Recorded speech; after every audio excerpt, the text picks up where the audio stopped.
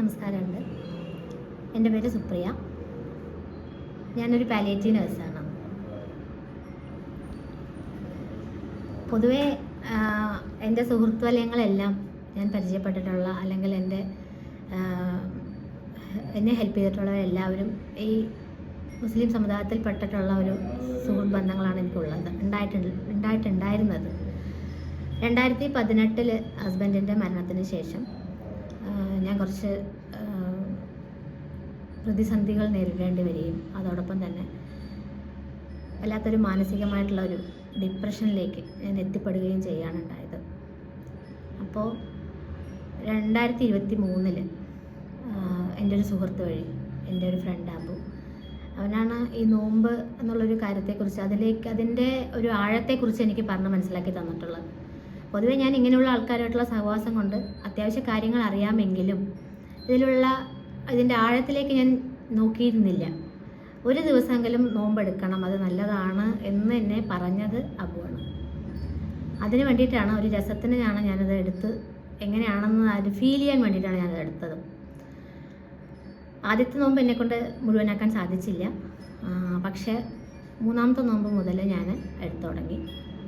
അത് ഒന്ന് പൂർത്തീകരിച്ചപ്പോൾ വല്ലാത്തൊരു ആത്മസംതൃപ്തി. കാരണം നമ്മൾ പലതും പറയും പച്ചവെള്ളം പോലെ എന്ന്, നിഷിദ്ധമായി പറയുന്ന ആ പച്ചവെള്ളത്തിനും രുചിയുണ്ട് എന്ന് മനസ്സിലാക്കിയത് ആദ്യത്തെ ആ ദിവസത്തിലായിരുന്നു.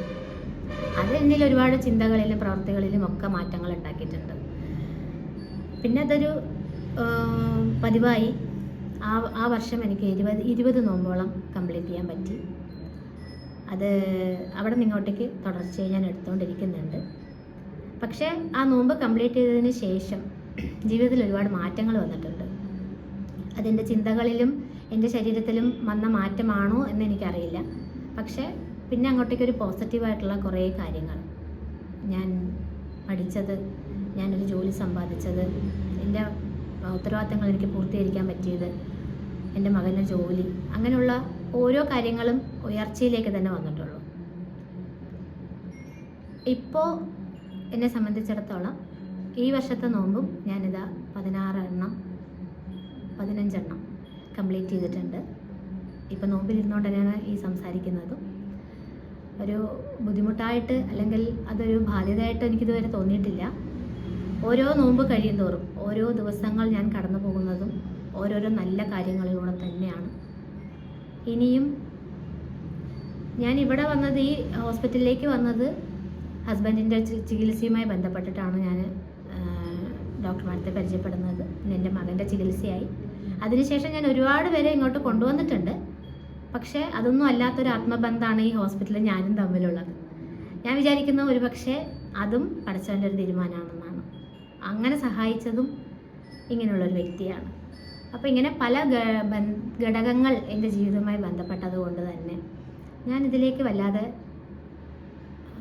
ഈ ഒരു സത്യത്തെ ഞാൻ ഉൾക്കൊള്ളുന്നു എന്നുള്ളതാണ് എന്നെ സംബന്ധിച്ചിടത്തോളമുള്ള ഒരു കാര്യം. ഇനി ഭാവി എന്താവുമെന്ന് എനിക്ക് പറയാൻ നമുക്ക് പറ്റില്ല. പക്ഷെ കഴിയുന്നത്ര ഇതുമായി മുന്നോട്ട് പോകണം എന്ന് തന്നെയാണ് എൻ്റെ ആഗ്രഹം. ഇവിടെ ശശികുമാർ, ഗാനഭൂഷണം പാസ്സായതാണ്. 18 വയസ്സ് മുതൽ എനിക്കുള്ളൊരു പരിചയമാണ്. എൻ്റെ സംഗീത അധ്യാപകനായിരുന്നു. കുറച്ചു കാലം ഞാൻ അവരുടെ കയ്യിൽ സംഗീതം അഭ്യസിച്ചിട്ടുണ്ട്. അത് കഴിഞ്ഞ് കുറച്ച് ഇടവേളകൾ, ജീവിതത്തിലുണ്ടാകുന്ന കുറച്ച് മാറ്റങ്ങളിലൂടെ പിരിഞ്ഞിരിക്കേണ്ട ഒരു അവസ്ഥയിലേക്ക് വന്നു. മീൻസ് സംഗീത പഠനം നിർത്തിവെക്കേണ്ടി വന്നു പാതിയിൽ. ഇപ്പം ഞാൻ ഒരു നോമ്പ് കഴിഞ്ഞതിന് ശേഷം 2ാമത്തെ നോമ്പ് തുടങ്ങുന്നതിന് മുന്നായിട്ട് വീണ്ടും ഞാൻ അതിലേക്ക് കാലുവെച്ചിരിക്കുകയാണ്. സ്വല്പം പാടുന്ന ഒരു ചെറിയൊരു പാട്ടുകാരിയും കൂടിയിട്ടാണ്. വീണ്ടും ഞാൻ ഈ നോമ്പ് കഴിഞ്ഞ് കഴിഞ്ഞാൽ അടുത്ത മാസം മുതൽ സംഗീത പഠനം ആരംഭിക്കാൻ തീരുമാനിച്ചിട്ടുണ്ട്. ഒരു 2 വരി അല്ലേ.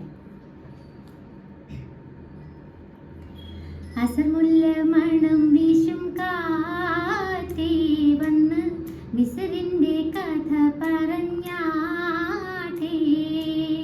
മുഖം പൊത്തി സുലൈഖപ്പൂ ബീവി പണ്ട് മുഹബത്താലല്ലേ ചിരി തൂകി